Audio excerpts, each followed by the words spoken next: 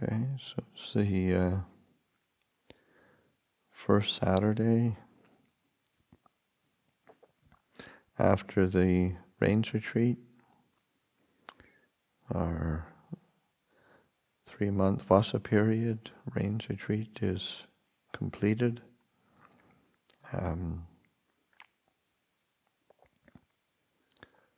Time is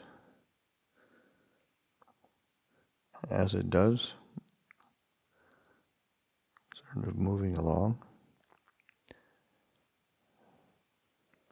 I came across a short sutta, one that I've come across from time to time, and I always appreciate it. I really like it. And it's it's in the Deva Samyutta, and is recounting a time when a Devata comes to pay respects to the Buddha and recites a verse of Dhamma,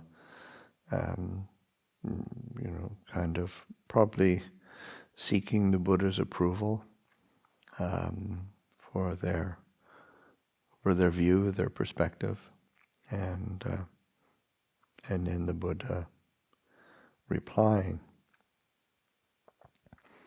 And in this one, the Devata comes and says, "Life is swept along, short is the lifespan.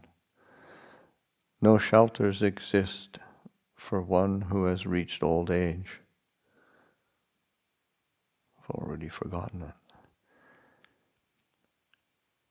Seeing clearly the danger in death, one should do deeds of merit that bring happiness. Then the Buddha replies,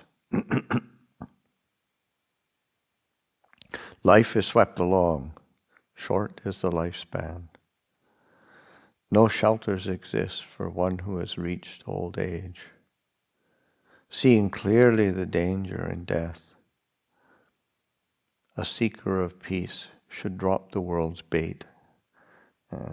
Just so that the Devata's perspective is valid, is good, good for living in the world.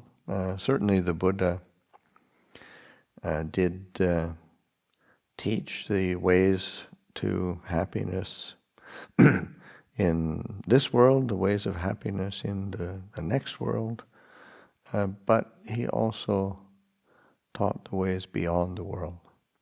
And in this particular perspective, the Buddha is emphasizing what's beyond the world. And in order to do that, because it does going beyond the world is not negating happiness, but it's looking at there's something more, and especially if you really reflect deeply on this human existence and just how really short it is, and how quick death really comes, and that's a perspective I always appreciated it when I remember as a young monk and a young person, really appreciating the Buddha's sense of this. A sense of urgency is required, and because who knows when death will come. But as I get older and older, it's even more urgent and even more real. So that dropping the world's bait is just so important, and there's many ways of reflecting on that. I mean, of course the the immediate one is just thinking in terms of desire, desire, craving, attachment, clinging that we get entangled in, and that just makes life so fraught. And leaves us less than satisfied. So that being able to really recognize how desire, how craving, is problematic, and of course that's something that the Buddha points to in the in the very first sermon, very first teaching, on the Four Noble Truths, there is suffering, there is a cause for suffering, and what is the cause? The cause is craving, and these different forms of tanha, desire, desire for sensuality, for sensual gratification. But also the desire for being and desire for non-being, existence and non-existence.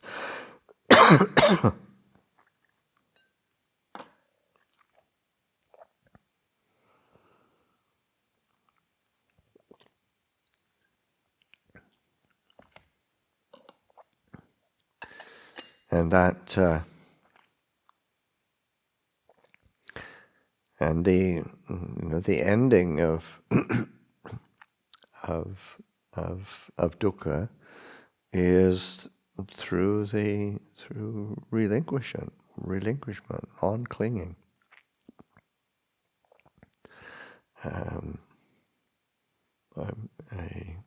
a giving up of the pull push and pull toward the world. So that and that's a theme that comes throughout the the Buddhist teachings, and they're really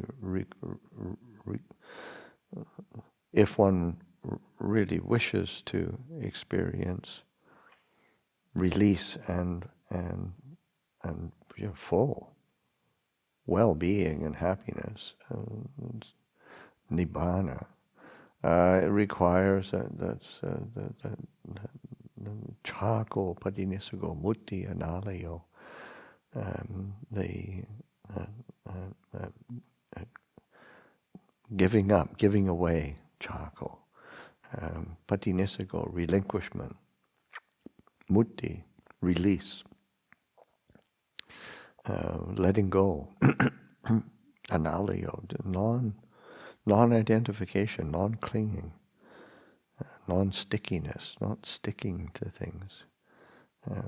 And we do that, of course, we do that all the time. It's as the Buddha said, the world's bait is what holds us.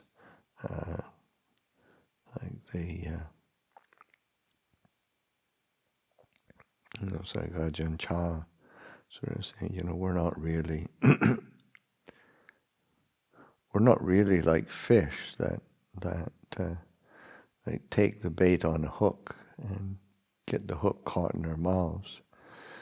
We're more like frogs that take the bait and gulp it right down to their stomachs. So this the full commitment to the world's bait.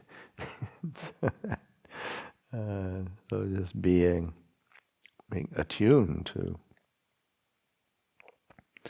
what is it that is that cause of suffering, and how to let go, how to relinquish. And and it's not just craving. I mean, also the Buddha points to the similarly in that very first discourse. It's that the source of dukkha is panchupadana kando, the five aggregates of clinging, those form, feeling, perception, mental formations, consciousness, those aspects of being that we identify as this is me, this is mine, this is what I am. That commitment to identity and identification. And of course then, as we identify in that way with clinging and attachment, then we get caught by the worldly winds,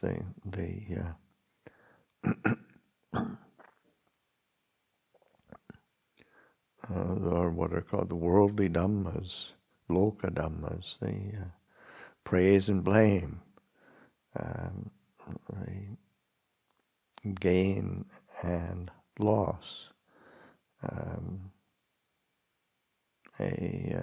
status and loss of status, happiness and suffering, and so that we seek out those that are a source of that are kind of pleasing, generally pleasing to us. I mean, by worldly standards, it's to be praised, to have some gain, to get things, to accomplish, to achieve, to receive recognition, to have happiness. So it's quite natural to be drawn to that, pulled to that. But it's never very far away from its opposite. The Buddha says there is no one who in the world who doesn't receive criticism, doesn't receive blame. It's not. I mean, you figure even the Buddha, with all of his purity and his barmi, and the Buddha was. You read the suttas, read the Vinaya, and the Buddha has to deal with his share of criticism and blame for things.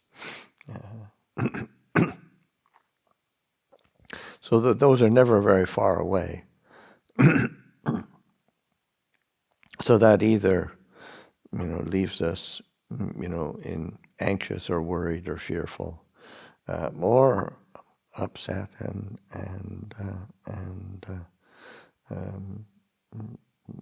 having this, and it's like in the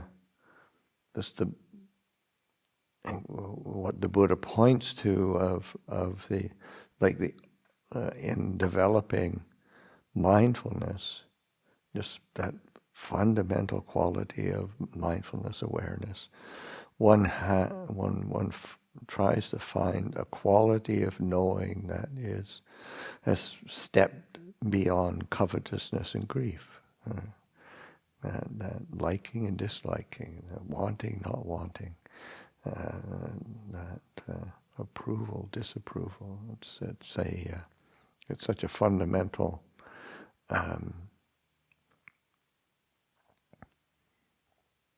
habit in this human condition, and binds us to suffering, and is a it's just source of source of dukkha, but it's just so deeply rooted that we, dropping the world's bait. It's something that to be able to drop it, to let it go, to not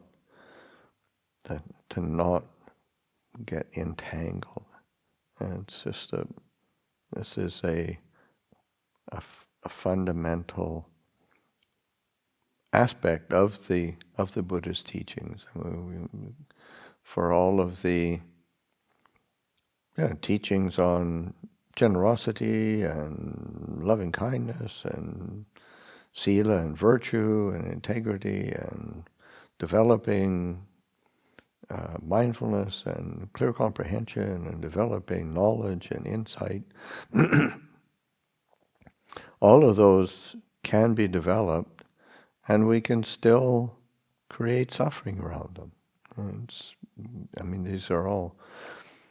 This is the path that the Buddha lays out, but it is when it's not. You say the world's bait can still be with good things as well.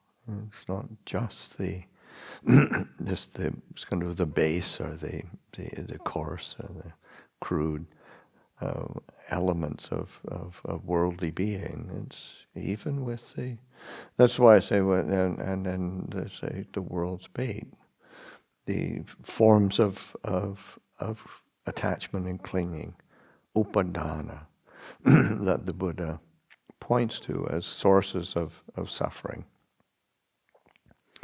And upadana is also mistranslated as clinging, attachment. Another Ajahn Jeff gives a variant translation. He said it's also sustenance, and so that in the sense that something is sustained by the holding on. It's like there's some imagery that the Buddha in using that, it's like with fire. Like a fire takes, say, wood or grass and it's a grass fire, it's a wood fire, and its sustenance is the wood. It's a good, because we seek things out for sustenance, and it creates suffering for us. And creates, it's the world's bait. Well, it's just like, who doesn't like donuts? I mean, it's sort of, but, they're really not good for you. And there's lots of things like that. And it's just so that it's just so important. How do we hold things? How do we hold it? How do we not get entangled so that it is a source of suffering and entanglement? So it's always through clear seeing, always through knowledge, through this awareness of the way things truly are, and with this contemplation of suffering. How does this suffering work? You have to take an interest in it. Normally, who wants to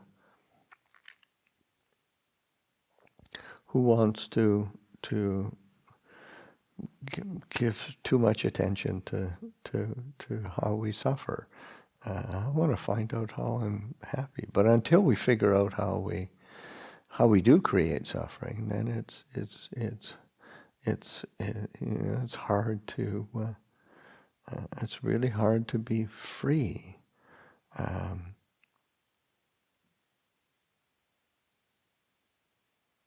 There's Jack Cornfield tells a story of when he very first went to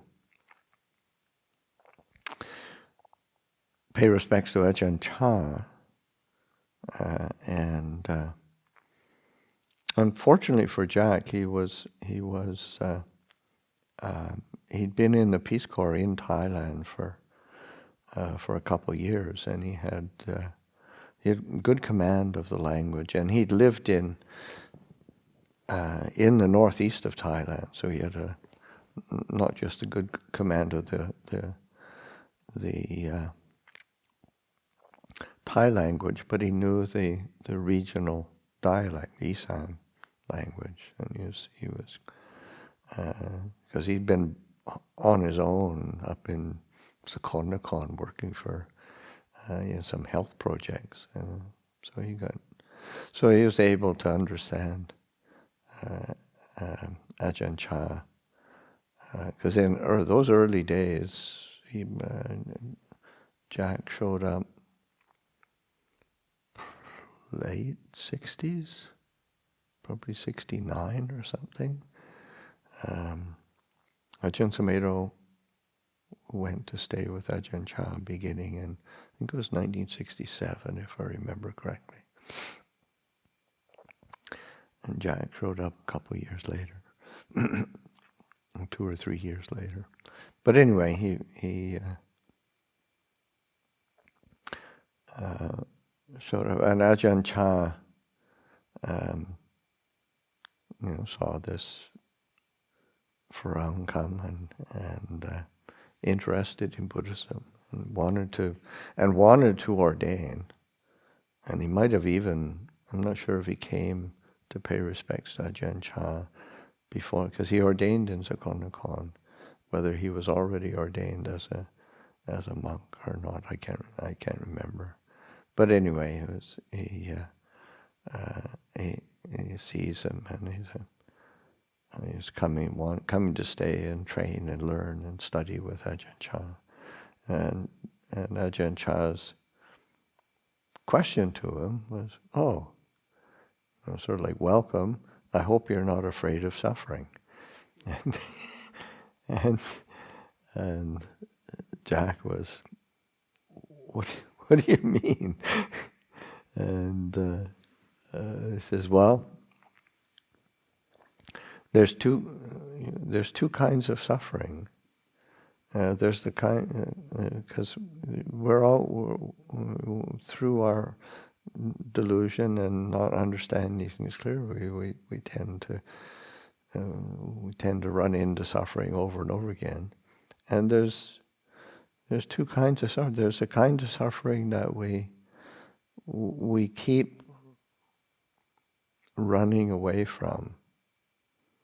We don't understand clearly. We keep running away from. We keep shrinking back from it, and we never understand it. And there's the kind of suffering that we're willing to look at, we're willing to investigate, we're really willing to understand. And when we take on that suffering, then it gives us the possibility of freedom. And it's and it's so fundamental to Ajahn Chah's teaching, because he would, he didn't shrink back from tough truths, but he usually couched them in such a way that, like, I'm sure that in asking that question to Jack, he was probably really smiling and jovial. I hope you're not afraid of suffering. and that.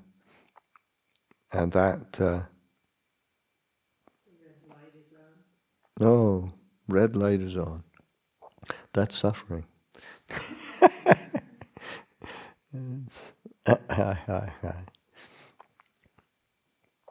Yeah, so that